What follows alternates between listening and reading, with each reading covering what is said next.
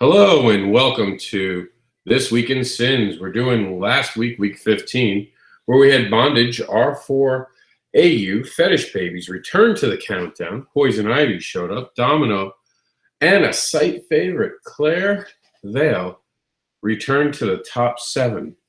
So this is week 15 of 2017. As always, we're going to start with the last and go to the least viewed on the top 7 to the most viewed on the top 7. We start off with once ago fund campaign, now a reality. R4AU is bringing smiles to a 5K to support autism awareness. So basically, the R4 unit, who those of you are aware, was made to help expand awareness about such cases of autism and how to help with autism and how to bring autism into more of a understood topic as opposed to what it is right now, where not everyone's really sure what's going on with autism. We just know it's talked about a lot.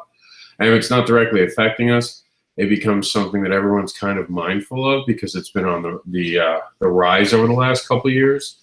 This was the R2 unit that was renamed R4AU. Now, mind you, Star Wars, the owners of Star Wars have approved this. So Disney has approved this name and logo. So that's pretty cool.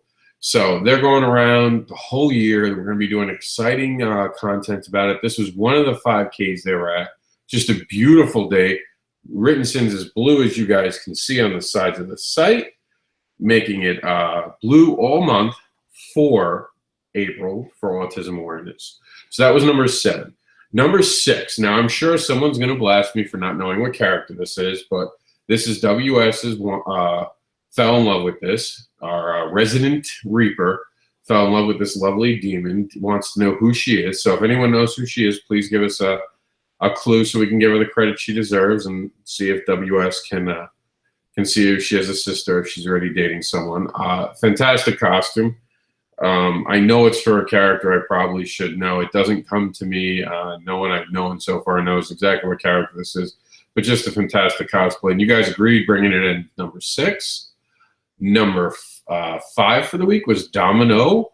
My God, even I was impressed with this Domino. She really brought Domino to life. This is exactly what I'd expect Domino to look like. There should be a recasting of Domino to this cosplayer because she was fantastic, pulled it off perfectly, in my opinion. That's just my humble opinion. Maybe you guys all thought the same, considering she's on the top 7 of last week. Just a great job filling in the shoes of Domino. That could have been Domino as far as I'm concerned. Domino might have jumped off the comic book pages, but we don't know her name, sadly. So if you know who this wonderful Domino is, please let us know. Reach out to us at creatorswrittensins@yahoo.com and let us know who it is so we can give her the credit she deserves. Very excited to, well, I wouldn't say excited, but I was happy to see Fetish Babies return. We're in the middle of an artist search.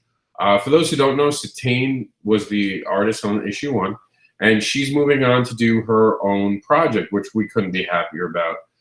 Me and Alyssa, the co-creators of Fetish Babies, we're thrilled. What she's putting out is fantastic. Just absolutely great work. But sadly, we need an artist. And because of the level of art that was in issue 1, we really need to keep that level going into issue 2 because a lot of people are going to be expecting it. So this has been a hard thing for Alyssa to try to go through because she's in charge of the art for the project. And it's been a struggle to find someone. We've got a couple great leads, though, don't get me wrong. Some great artists have joined in and really wanted to bring Barbara to life. And it's been a very exciting journey. We're going to pick what we feel is the best. And ultimately, we as Alyssa, it's all on her shoulders. So she's got a hard choice to make, but there are some fantastic artists. We thank everyone who's joined us.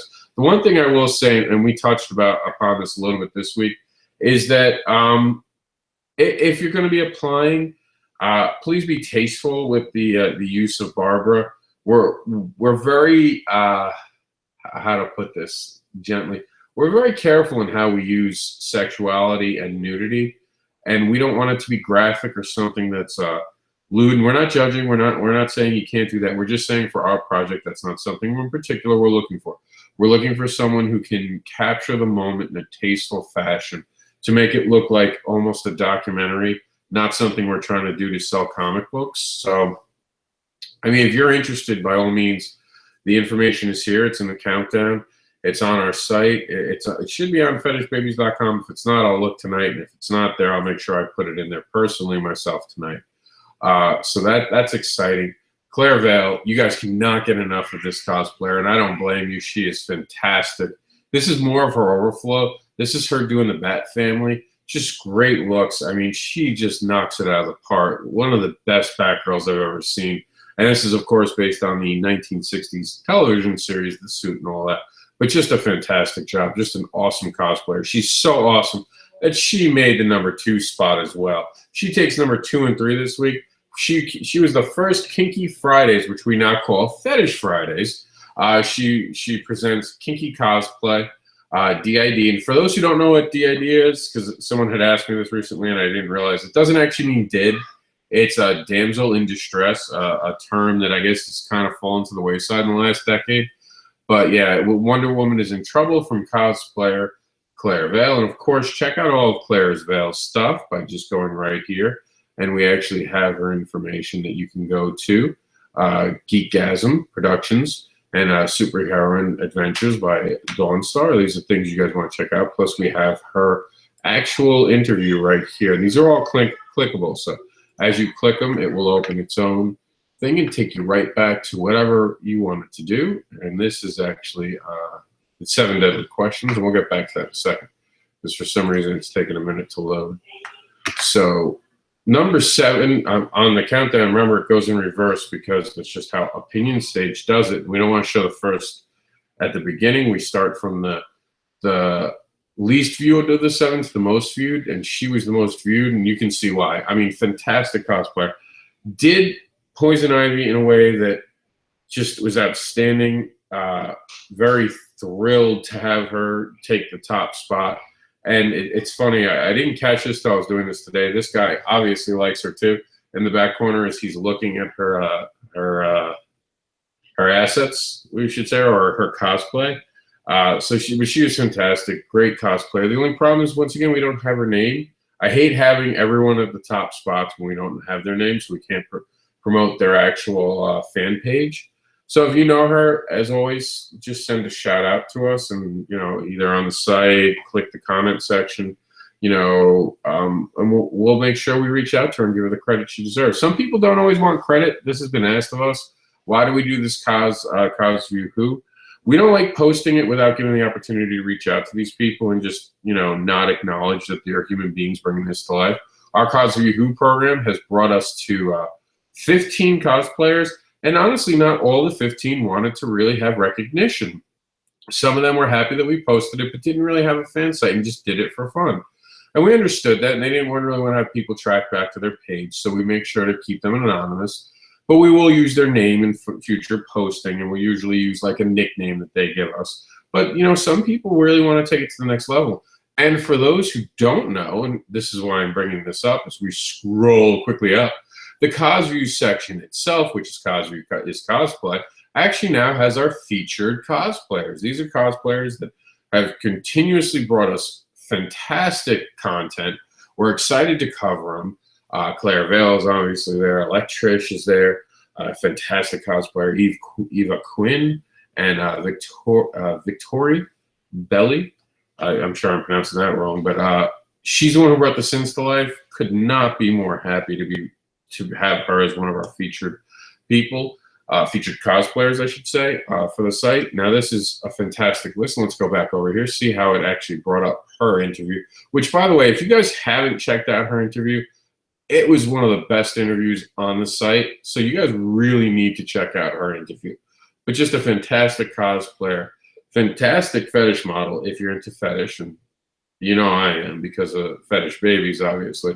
She's just one of the better, more interesting interviews we've had.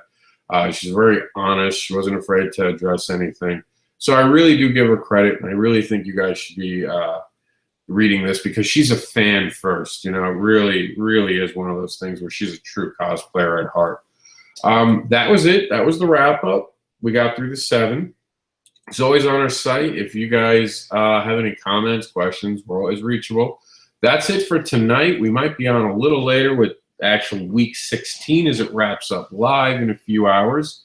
It's 10:30 now in the Northeast, so that only leaves today with about an hour and a half. So we might be back on tonight. We might be on tomorrow, wrapping it up. We don't want to have it go a full week like we did this week, so we do want to get it done. Thanks for joining. Everyone have a great week. We'll see you at the next wrap-up.